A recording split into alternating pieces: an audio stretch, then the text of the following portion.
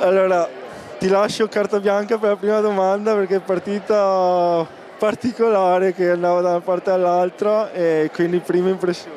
Innanzitutto non eravamo nel piano partita, il piano partita era partita a punteggio basso, in realtà poi è diventata un tiro al bersaglio dove alte percentuali noi, alte percentuali loro.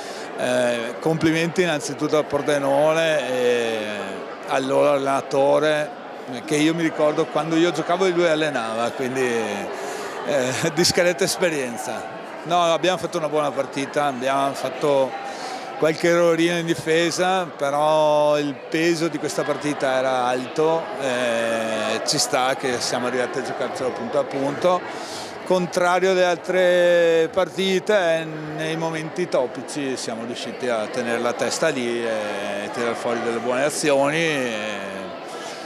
Direi soprattutto una prestazione che sta tornando sui suoi livelli della Francesca Zanotta, che ci ha dato anche una grossa mano oggi.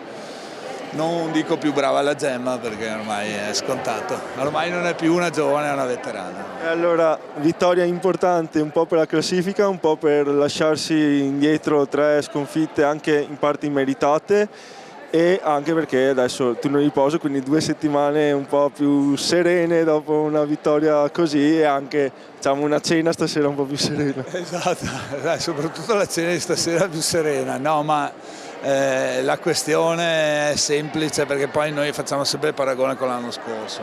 L'anno scorso una partita così non l'avremmo mai vinta e le ragazze sono le stesse, quindi la maturazione di queste ragazze è meravigliosa, si allenano con intensità, sono brave, sono autocritiche anche troppo, quindi io sono contento per la squadra e così passano 15 giorni sereni.